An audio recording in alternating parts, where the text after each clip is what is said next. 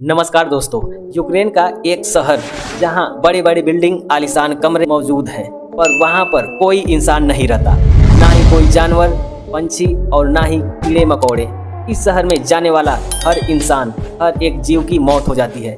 इसलिए इस शहर को गोस्ट सिटी के नाम से भी जाना जाता है। आखिर इसके साथ क्या हुआ होगा दोस्तों, आइए जानते हैं चेरनोबिल की ये पूरी घटना एसएस फैक्ट जानकारी के साथ। साल 1970 में यूक्रेन यूएसएसआर का ही पार्ट था।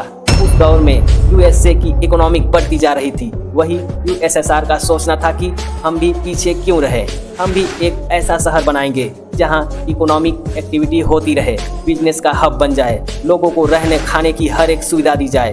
यूएसएसआर गवर्नमेंट ने इस शहर को नाम दिया प्रित्याद। इस शहर के निर्माण का काम शुरू हो गया। करीब 2 से 3 लाख लोग यहाँ पर रहने वाले थे, लेकिन ऐसे शहर को बसाने के लिए सबसे बड़ी रिक्वायरमेंट इलेक्ट्रिसिटी। शहर में इलेक्ट्रिसिटी के रिक्वायरमेंट को पूरा करने के लिए यूएसएसआर ने डिसाइड किया कि शहर में थोड़ा दूर चेरनोबिल में हम एक न्यूक्लियर पावर प्लांट बनाएंगे। 1970 में ही शहर के निर्माण का काम शुरू हो गया। उधर चेरनोबिल में न्यूक्लियर पावर प्लांट का काम शुरू हो गया। 1983 तक सब कुछ बन के तैयार हो गया। शहर में सब कुछ ठीक चल रहा था, लेकिन सिर्फ 3 सालों तक ही 26 अप्रैल 1986 उस रात के बाद सब कुछ बदल गया। इस पावर प्लांट में ग्रेफाइट का यूज किया गया था। न्यूक्लियर फ्यूजन के लिए न्यूट्रॉन्स को कोलाइड कराया जाता था। एक हैवी एटम से एक एटम यूरेनियम 235 और प्लेटिनम 239 था। जब न्यूट्रॉन यूरेनियम को कोलाइड करता है तो यूरेनियम 236 बनता है, जो वातावरण में बेहद अनस्टेबल रहता है। इसके साथ साथ क्रिप्टॉन और बेरियम का भी निर्माण होता है और इसी प्रोसेस में ढेर सारा हीट रिलीज होती है। क्रिप्टॉन और बेरियम फिर से एक यूरेनियम एटम से टकराता है। इस तरह से एनर्जी का चैन रिएक्शन की शुरुआत हो जाता है। इसलिए रेडिएशन में जो लीड निकलता है उसका यूज वाटर को हीट करने में किया जाता था। इसके बाद वाटर स्टीम जनरेटर को रन कराया जाता है। इसके बाद इलेक्ट्रिसिटी जनरेट होने लगता है।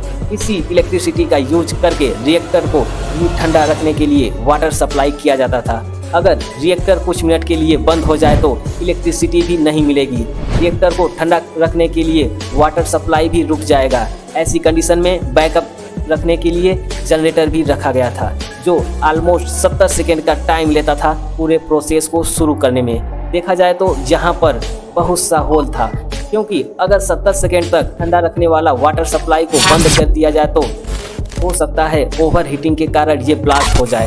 26 अप्रैल 1986 की रात इसी से रिलेटेड एक टेस्ट किया जा रहा था, जिसमें कुछ गड़बड़ी हो जाने के कारण रिएक्टर ओवर हीट होने लगा, जिससे इतनी अधिक स्टील प्रेशर बना कि रिएक्टर का रूट ही उखाड़ फेंका। घटनास्थल पर मौजूद वर्कर्स की मौत हो गई बस कुछ ही सेकेंड में। इसी धमाके ने न्यूक्लियर डिजास्टर शुरू कर दिया। रेडिएशन तेजी से फैलने लगा, लेकिन अब भी पूरा शहर इस बात से अनजान था। इतनी तेज रोशनी चमक रही थी कि इसे आंखों से भी देखा जा सकता था। लोग घरों के बाहर आकर इस नज़ारे को देख रहे थे, पर उन लोगों को नहीं पता था कि ये रेडिएशन इंसानी डीएनए की बनावट को ही बदल रहा है। बहुत सारे फायर फाइटर्स आग बुझाने के लिए घटनास्थल पर पहुंच गए। रेडिएशन सीधे उनके बॉडी में दाखिल हो रही थी, जिससे आने वाले कुछ ही दिनों में भयानक तरीके से उनकी मौत हो गई। घटना के अगले ही दिन शहर के सभी लोग आने वाले खतरे से अनजान थे।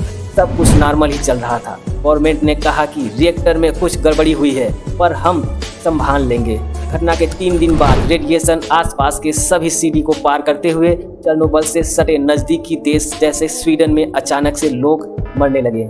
जब उसकी छानबीन किया गया तो पता चला कि ये रेडिएशन की वजह से हुआ है। रेडिएशन यूक्रेन से आ रही है। उधर चेरनोबिल और प्रित्याद शहर में बहुत बुरा हाल हो चुका था। लोगों की आंखें फूलने लगी, बॉडी का हाल उतरने लगा, और ये सब बस 1-2 लोगों के साथ नहीं बल्कि हजारों लोगों के साथ हो रहा था। गवर्नमेंट को भी पता चल चुका था कि हमसे बहुत बड़ी गलती हो चुकी है, लेकिन अब करें तो क्या करें। हर बार इंजीनियर से सवाल किया जा रहा था कि ये तो बोलो इस तबाही को रोकने के लिए क्या करें, और इस सवाल का जवाब शायद किसी के पास नहीं था। एक साइंटिस्ट ने कहा कि सेंट या मिट्टी डालकर रिएक्टर को दफन कर दो ताकि रेडिएशन कम हो जाए। हेलीकॉप्टर से सेंट डालने का काम शुरू हो गया। देखते ही देखते 150 टन बालू डाल दिया गया, पर फिर भी कुछ नहीं हुआ। अगर 5000 टन सेंट डाला जाता तब कुछ हो सकता था।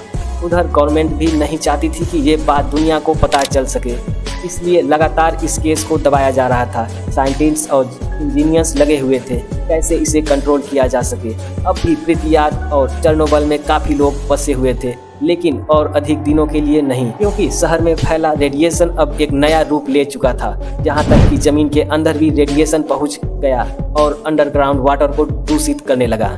लोगों की मौत का एक मंजर सा दिखने लगा। गवर्नमेंट के अनुसार करीब 350 लोग की जान गई, लेकिन एक अंदाजा लगाया जाता है कि करीब 7000 से भी अधिक लोगों की मौत हुई थी। फाइनली गवर्नमेंट ने समय समय पर कई सारे टेक्निक अपनाया इस रेडिएशन को रोकने के लिए, लेकिन फिर भी वो असमर्थ रहे। फाइनली थक हार कर पूरी एरिया को सील कर दिया गया। आज भी यहाँ पर बहुत सारे बिल्डिंग्स हैं, घर, फैक्ट्रीज हैं, पर यहाँ पर ये जगह पूरी तरीके से वीरान है। ना कोई जीव, ना कोई जंतु और ना ही कोई कीड़े मकोड़े यहाँ पर रहते हैं और ना ही इंसान। दोस्तों, चेर्नोबिल की ये घटना जानकर आपको कैसा लगा हमें कमेंट करके ज़रूर बताएं और ऐसे ही इंफॉर्मेटिव वीडियो के लिए हमारे चैनल को लाइक, शेयर एंड सब्सक्राइब जरूर करें। थैंक यू दोस्तों, मिलते हैं अगले वीडियो में।